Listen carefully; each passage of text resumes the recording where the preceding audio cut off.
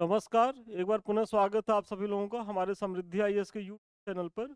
और इस सीरीज के तहत हम, जैसा कि आपसे पहले भी वादा किए हैं, हम डेली जो है सप्ताह में 5 दिन आपको मेंस आंसर राइटिंग सीरीज जो चला रहे हैं, इसमें सिखाएंगे कि कैसे आंसर राइटिंग करना है, कैसे भूमिका लिखनी है, कैसे निष्कर्ष।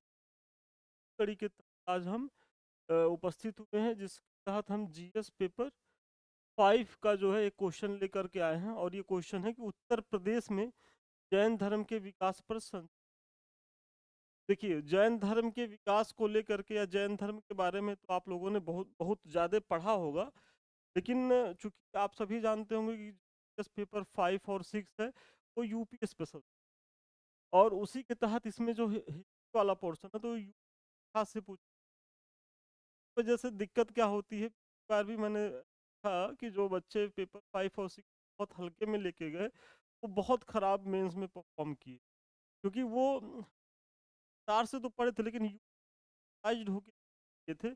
और प्रश्न में जो है यूपी को लेकर के पूछा जाएगा, इसका विशेष ध्यान रखना है कि देखिए, जैन धर्म तो पढ़िए, लेकिन आप थोड़ा सा इसको कंसाइज करके ये यूपी में क्या चीज़ है और वही आपको बताना है।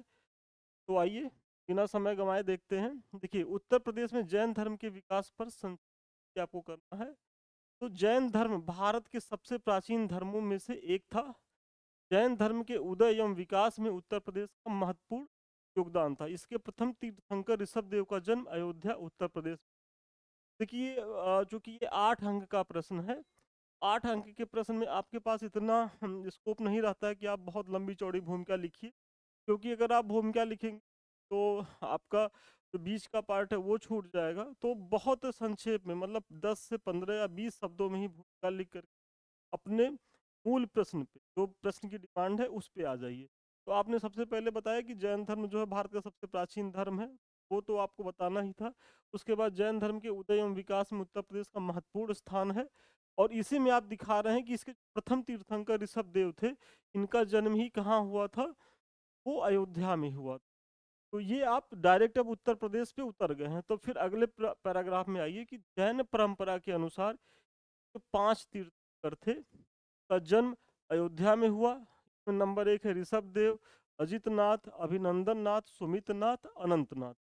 मतलब आप बता रहे हैं कि जो इस, आप सभी जानते हैं कि जैन धर्म में 24 तीर्थ, और इसमें जो मुख्य 5 तीर्थंकर थे वो अयोध्या से ही संबंधित थे। और यदि इसमें आपको इन लोगों का नाम नहीं याद हो रहा है, एक दो करके आदि करके भी आ सकते हैं, क्योंकि जो मुख्य परीक्षा होता है ये आपके फैक्ट की परीक्षा नहीं होती। फैक्ट वही आवश्यक है जहां आप कोई दावा कर रहे हैं। यदि आप कह रहे हैं कि अयोध्या में 5 तीर्थंकर हुए हैं, तो कम से कम एक दो तीर्थंकर आपको बताना नहीं अनिवार्य है। लेकिन वहाँ परीक्षक आपसे पांचों तीर्थंकर के बारे में न तो अपेक्षा करता है कि जो स्टूडेंट वो बताए, और ना ही आपको बताना है। फिर ऋषभ देव के ज्येष्ठ पुत्र भरत के नाम पर हमारे देश का नाम जो है वो क्या पड़ा, भारतवर्ष। तो हमारे देश का नाम जो भारतवर्ष पड़ा, वो जो जैन धर्म के प्रथम तीर्थ शब्द है, उन्हीं के पुत्र के नाम पर पड़ा। एक ऐसी मान्यता रही है, उत्तर प्रदेश के महत्व को जो है वो दर्शाता है। फिर अगला पॉइंट आप दे रहे हैं कि इसी तरह 24 जैन तीर्थंकरों में से 4 का संबंध काशी से था, जो निम्न है: सुपार्श्वनाथ, चंद्रप्रभ, श्रेयांसनाथ एवं पार्श्वनाथ। अब सोचिए कि 5 का जो संबंध है वो कहाँ से है, अयोध्या से है। 4 का संबंध कहाँ है, वो काशी से है। और इसमें भी जो नाम आपको मैंने बताया है कि सुपार्श्वनाथ, चंद्रप्रभ, श्रेयांसनाथ, पार्श्वनाथ।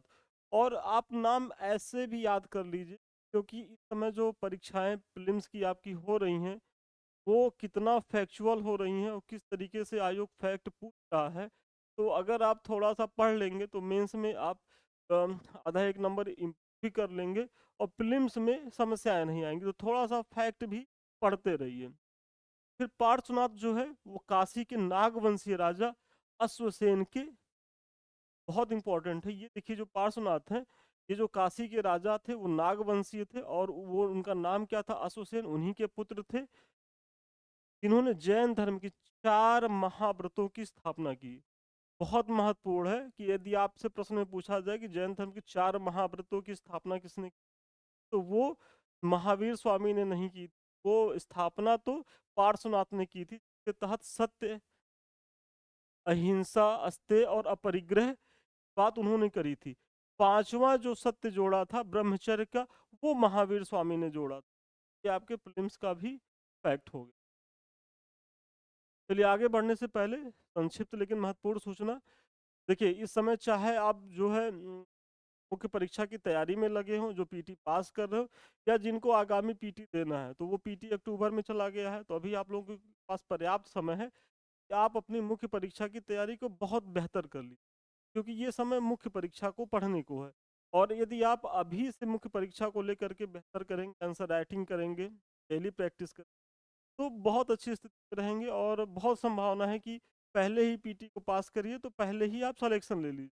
नहीं तो रिकॉर्ड तो बहुत खराब रहा है, तो बहुत लोग बहुत बार पास होते हैं, पहले में ऐसा नहीं कर पाते हैं। और उसमें कमी रहती है कि टेस्ट सीरीज, तो हमारे संस्थान के द्वारा भी टेस्ट सीरीज का आयोजन किया जा रहा है, जिसमें जो है फुल टेस्ट भी चलाए जा रहे हैं, जिस हम सारे पेपर का करा रहे हैं, और इसकी मात्र 4,999 रखी गई। कहाँ से भी जुड़े। और अगर आपको डेली कम एफर्ट लगाना है, तो अभी हमारा एक बैच चल रहा है जीएस पेपर 5 और 6 को लेकर के, मात्र 1499 रुपये। इसमें डेली आपको 2 क्वेश्चन दिए जाएंगे। और फिर इस तरीके से देखिए थोड़ा सा ब्लर आप लोगों को दिख रहा होगा, और इस तरीके से आप कॉपी लिख करके भेजेंगे पीडीएफ में, संस्थान के द्वारा पूरी प्रॉपर वे में मूल्यांकन किया जाएगा। और फिर जब ये मूल्यांकन हो जाएगा, तो आपका फिर इसी तरीके से मॉडल आंसर भी दिया जाएगा। तो मतलब हम कॉपी पे कमेंट कर ही रहे हैं कि आपकी जो कमी, यदि आपका मैंने 12 में 4 नंबर दिया, 4.5 नंबर दिया, जो 2-2.5 नंबर आपका कट रहा है वो क्यों कट रहा है, या 2-2.5 नंबर पाने के लिए आप क्या बेहतर प्रयास कर सकते, वो तो हम बता ही रहे हैं। साथ ही साथ हम अपना मॉडल आंसर भी दे रहे हैं। और सोचिए यदि आप हमारे सारे बैच से जुड़ते हैं, तो करीब करीब आपके पास 500 क्वेश्चन का एक पूरा मॉडल आंसर रहेगा, जिसको आप केवल आप रट के चले जाइए, आप उसको मेंटेन करके चले जाइए, तो आप मेंस में बहुत बेहतर प्रयास करेंगे। ये हमारा मॉडल आंसर है। तो अधिक जानकारी के लिए आप उन नंबरों पे संपर्क करें, ऑफिस के लोग बेहतर बताएंगे। तो देखिए आपने प्रथम जैन तीर्थंकर की बात करी, फिर 5 तीर्थंकर जिनका संबंध अयोध्या से था, आपने उनका चर्चा, फिर आप काशी से जो 4 तीर्थंकर थे उनके बारे में चर्चा करी। फिर आप बता रहे हैं कि जो 24वें तीर्थंकर, मतलब जो अंतिम माने जाते हैं, महावीर स्वामी, जो जैन धर्म में सबसे ख्याति प्राप्त प्राप्त करते हैं, सबसे ज़्यादा मतलब जैन धर्म को वैश्विक स्तर पर प्रचार प्रसार यदि पहुंचा, तो उसमें जैन जो अंतिम महावीर स्वामी हैं कर रही है। तो ये क्या कर रहे हैं कि स्वामी का उत्तर प्रदेश में काफ़ी प्रभाव रहा। इन्होंने ब्रजभूमि, मतलब जो आधुनिक जो आगरा मथुरा का क्षेत्र है, एवं श्रावस्ती में कई वर्षावास किए।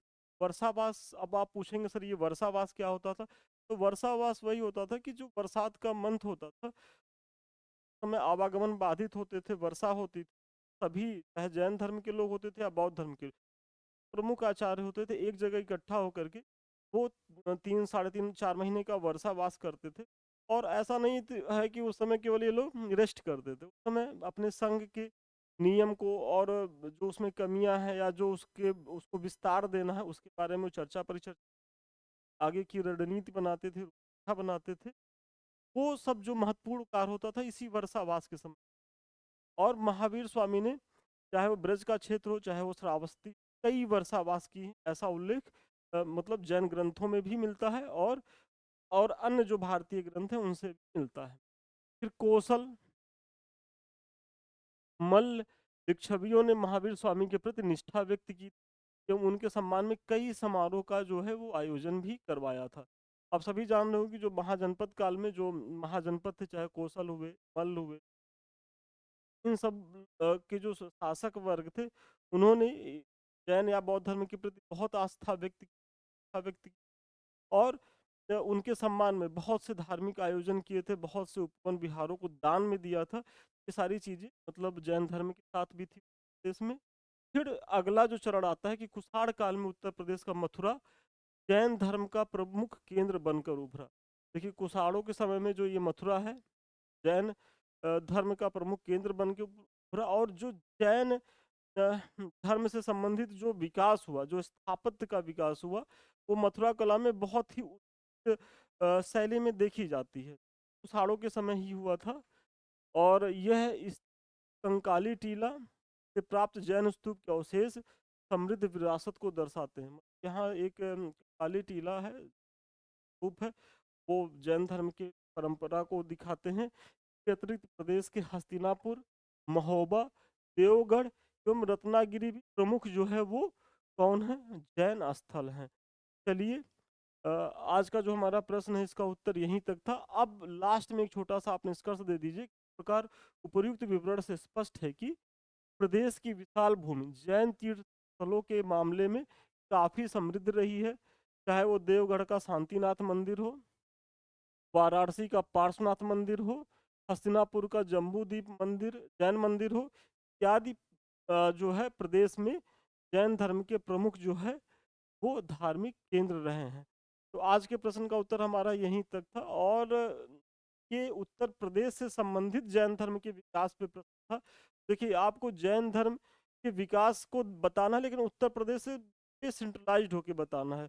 और इसीलिए जब तक आप इस पेपर में मेहनत नहीं करेंगे, तब तक आपको यहाँ से नंबर नहीं मिलेगा। तो चलिए, अभी जाइएगा नहीं, आगे थोड़ा है। देखिए, अगर आप लोगों ने हमारे टेलीग्राम चैनल को नहीं सब्सक्राइब किया तो इसे भी करें, क्योंकि हम यहाँ बहुत महत्वपूर्ण जानकारियाँ आपको टाइम टू टाइम निःशुल्क देते रहते हैं। फ्री ऑफ कॉस्ट है। यहाँ डेली क्यूज चलता है, आपके परीक्षा से जो जानकारी वो दी जाती है। तो आप इससे जुड़िए, और जो हम पढ़ा रहे हैं इसका जो है पीडीएफ भी आपको यहाँ अवेलेबल हो जाएगा, यदि आप कहेंगे तो। ये यूट्यूब है हमारा, जिससे हम आप रूबरू हो रहे हैं, और ये हमारा सेकंड चैनल है, संदीप मिश्रा ऑफिशियल। यदि आप इस दोनों चैनल को आप लोगों ने यदि अभी तक सब्सक्राइब नहीं किया तो सब्सक्राइब करें, लाइक करें, शेयर करें। और ये दोनों आप ही के चैनल हैं, आप ही के सहयोग से आगे बढ़ें। और सबसे लास्ट में ये हमारे संस्थान का नंबर है 73301507। आपको किसी भी बैच से जुड़ने के लिए या कोई भी आपको इन्फॉर्मेशन, आप इस नंबर पर कॉल करिए और बेहतर बताएंगे। चलिए, आज के लिए इतना ही। पुनः मिलते हैं नए वीडियो में नए क्लास के साथ। तब तक के लिए धन्यवाद। शुभ